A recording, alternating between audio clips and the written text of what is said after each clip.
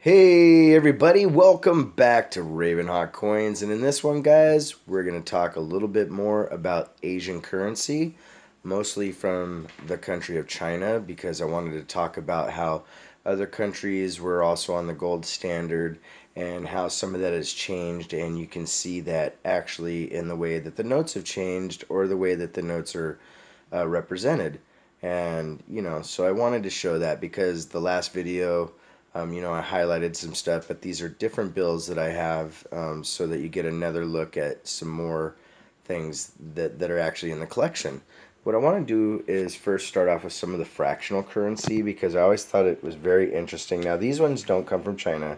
These are from the Bank of Taiwan, but I have a 5, 10 cent, and 50 cent notes from that country.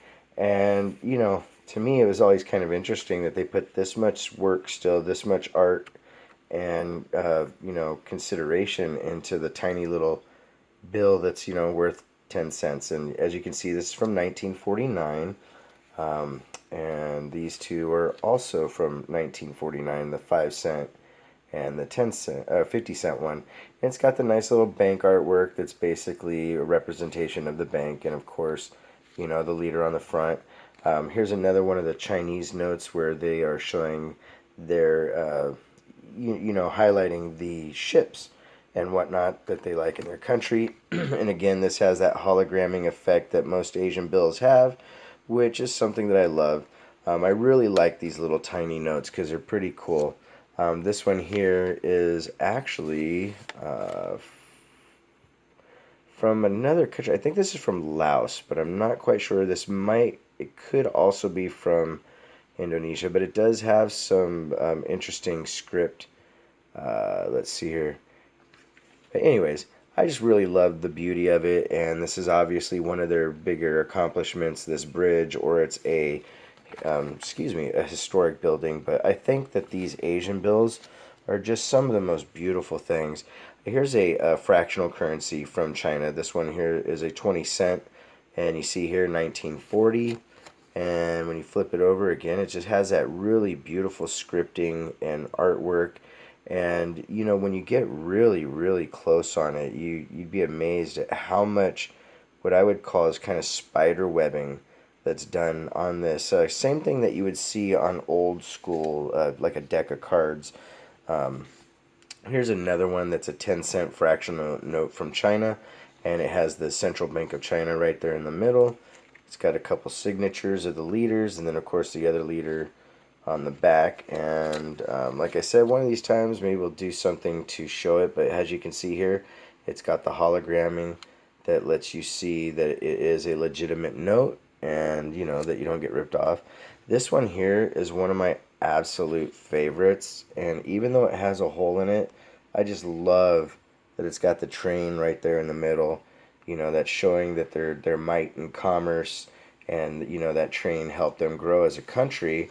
And then when you turn it over, it's just beautiful. It's from Shanghai. It's again a 5 yuan, and from the Bank of Communications. So China has a number of banks. There's the Bank of Communications, which is Shanghai and whatnot. And I might be messing up some of my information here, but as you can see right there, it literally says the Central Bank of China, Shanghai. So hey, I got saved. This here is, as you can see, these say dollars on them, and they don't say anywhere on them that they are gold notes or silver notes. So this kind of represents when they were using other stuff not completely backed by gold. This here is from 1928. This one's from 1930. So I have a $5 and a $10 bill. Right here is one of my favorites. I love this. This is, believe it or not, here's the interesting thing. This one is 1,000 gold custom gold units. This one is 100. Look at the difference in size. It's almost kind of weird that, the more valuable one would be, the smaller bill. But again, as you can see, it has a different building that's representing it. I actually have the gold notes in 100, 50, 20, 10, and 5. So, if you were a visitor to their country, you could buy the gold notes and know that when you left, you'd be able to leave with the equivalent of gold by having these bills.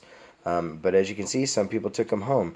One of my favorites is this one here. This is from China, and this one is called a Hell Banknote, and it's worth 1 million units. And this thing is just unbelievable. It's a really cool note, and I love it. It unfortunately has a little bitty tear right here in the very end, but this is the only one that I've ever seen like that. I'm going to turn it over so you can see it. It has this really cool um, Asian gentleman here in the front. And again, the artwork is just beautiful. I mean, I can't really say enough about these bills. Here's another one that I like. As you can see, again, it's got the trees in the back and the countryside. You know, this one's representing their agriculture and their might and power. And here, this one's the Farmers Bank of China, which, you know, it's kind of interesting. We see the farming in it, and of course, it is the Farmers Bank. And again, you have the little hologram spot there, which, you know, this one maybe, you know, no, it's hologramming, but you know, sometimes they're not as strong, and especially when the bill's older, you know, and this one's pretty had a pretty good life. Here we have another what they call a 5 yuan, and instead of them saying that it's in dollars, it's now back to their own currency. But this is from 1940. This would not be a gold certificate. This would be a yuan, and basically the equivalent of a Federal Reserve note like what we have here in the States. Um, this one here is 100 yuan, and this is from 1941. And again, you know, just really beautiful, guys. Sometimes it's hard to get these notes in really good condition, and some of them are in awesome crisp condition. Like this one is crisp, but you can see here it's got these folds. You know, but it's still something that's valuable. I like it. I love the, you know, this one works really well with the hologramming. I love the artwork. And I've said it time and time again, sometimes you can't get the most perfect example, and it's nice just to have a piece of that history in your hands, and you get to know the story, and, you know, it still has a value. It's still something really cool. And here's one of my other favorites. This one is a 10,000 yuan, and I hope I'm saying that correctly, but I love this bill. It is very beautiful. I love the stamping and the artwork, and you know, of course, their script, their country, the letters and words themselves. I mean, these are basically equivalent of words. The words, to me, they're art in themselves. Anyways, guys, so I just wanted to share a little bit more about the Asian currencies that I own, and, you know, hopefully give a little more information as to what's out there. If you have any questions, just let me know. The email is ravenhawkcoins@gmail.com.